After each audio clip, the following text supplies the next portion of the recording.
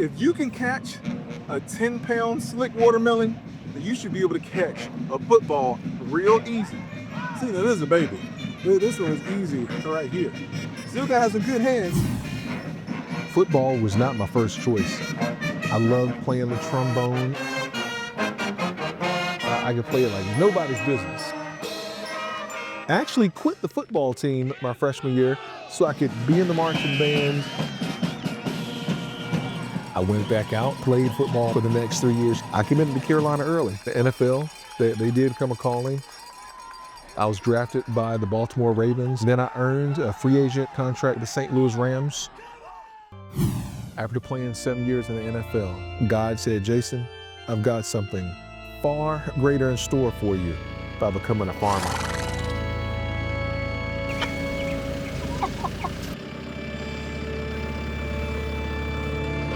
My name is Jason Brown, and this is my seed story.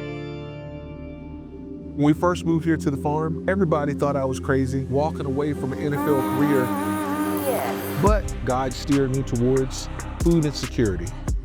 At the time, North Carolina ranked 10th in the nation in food insecurity.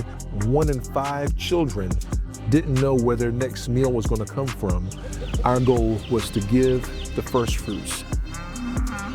Give from the best fruits, vegetables, pasture-raised livestock to help feed my neighbors. And so we named this farm, this big, beautiful 1,000-acre farm, First Fruits Farm.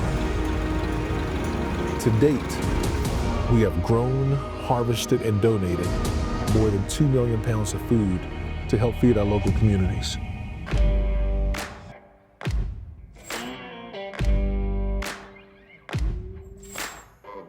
My name is Alea. My name is Olivia. My name is Judah. We're bringing big families back. My name is Kaylin. Hello, my name's Noah. My name is Lunsford. If we had just a few more, I'd have a football team. Hi, my name's Naomi. I'm Judah. The awesome thing about having a big family on a farm is just how practical it is. Yes, I do like working on the farm, but I get to have a lot of time outdoors. We literally do have to have a farm team to manage all of our different chores. And I tell them all, I said, hey, this is your respective role, and we expect you to not just do it, but to do it well. I love working on the farm because I get to learn about gases in the soil. And also, it's a really good life lesson to learn the fruits of your labor, how you work to achieve it. Who's a new helper? Vaughn Bett in Jacksonville, Florida. I said, Vaughn, you are drafted, you're voluntold, all right, and you're being recruited for service, like at First Fruits Farm right now. Great. So I appreciate your heart, Great brother. time and place. Just want to come by to see the farm, and he pulled in and asked if I was okay. And I just said yes and explained why I was here. And he said, well, you want to come help? And I said, sure. You gonna jump up in that seat, sir?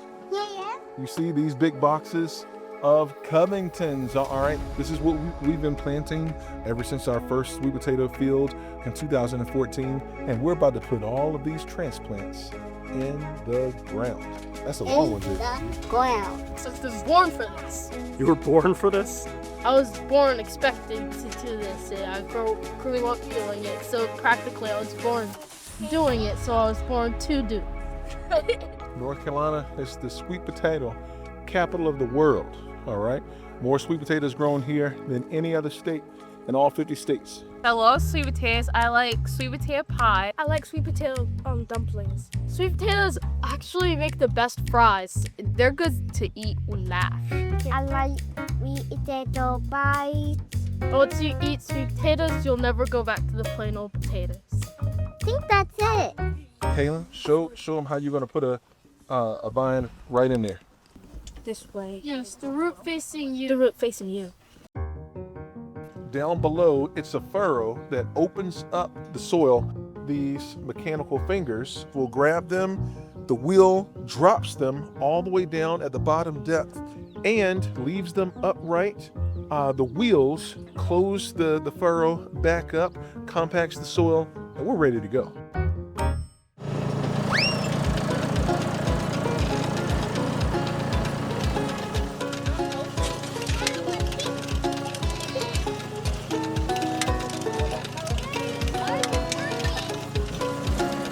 Going half a mile an hour right now. Wow. That's fast enough, huh? For them, yeah. Miss them, Libby. Vaughn, how's it going? It's good. Yeah, good. Keeping up? Keeping up, you just gotta pay attention. Every single one of these rows, we're going to be putting in 1,200 plants, per pass. I'll always believe in agriculture. I'll always believe in farming. It is country living. It's very simple living, all right? But it works. Getting these in the ground, 1/3 of an inch of rain coming in, that rain was not in the forecast the other day, and that's perfect. The Great Depression, the Library of Congress, they were doing studies on how people in the rural parts survived the Great Depression. They said, you see that garden over there? We never missed a meal.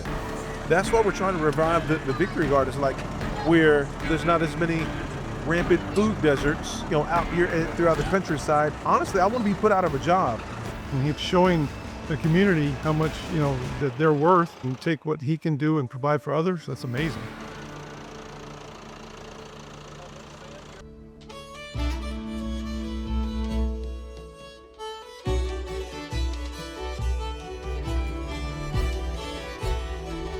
Baker Creek, for me being a farmer, that's the land of Oz. You see the flowers, you see the sprouts, you see everything growing up in the springtime. What Jared has created is so unique. I'd love to be able to grow some avocados. Avocados are easy to grow too. Ours are just starting to flower. He's always being inventive, creative, planting and just sowing more seeds. We grow probably 75% of everything here every year. Yeah. But then we just can't keep up with everything, so sometimes we'll send it to a really good grower. Ben Patient was the first one here to make contact with Jason Brown, and he just loved his story, done the research. Raise your hand if you know about Victory Gardens, all right? I've had this awesome desire for a revival of Victory Gardens. With a simple 25 by 50 foot plot in your backyard, hey, you can grow hundreds and hundreds of pounds of food. I'm a dreamer, I'm a problem solver. I'm the type of person where it's not learn as you go, it's learn as you grow. While I'm trying to figure it out, I had a conference call with Ben and several other people on the team with Jared. And you know what they said? We're gonna help you with your Victory Garden project. Come on, guys. All right. Amazing story that he has, so we partner with him, and that's why we send sweet potatoes to trial in his field. The 8 different varieties of sweet potatoes and the knowledge and the wisdom from Baker Creek, that's a huge blessing.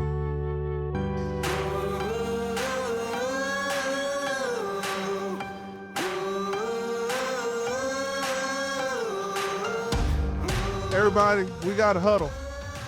Huddle. Huddle. Who's got a plant for me?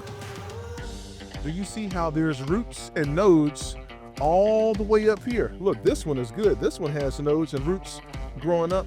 That's almost 10 inches right there. If we planted this directly upright, and if we were planted with that transplanter, guess what? It would have gotten in the ground that far, no more than 3 to 4 inches. And so what we're going to do, we're going to plant this sideways, horizontal, and it's going to develop roots and grow sweet potatoes, 1 cluster, 2 cluster, possibly even 3 clusters. And so every single one of these plants, we're going to maximize the potential of their growth, and we're going to be able to get 2 to 3 times as much potatoes out of 1 plant. That was a halftime speech, okay? And say, hey guys, all right, let's rally back together. All right, we can go back out there, win in the 3rd and the 4th quarter. All right, well, we can pull this thing out. Look, we're doing a great job. Trying to make sure we have a firm foundation and cover it up all the way. The only thing that we want seeing is the leaves. So you see right here, we did good right here. This is Nancy Hall. I don't know Nancy. So hopefully she has a good variety of sweet potato. The 8 different varieties of sweet potatoes we planted today is different, something that we've never tried before. That's how you learn, that's how you grow.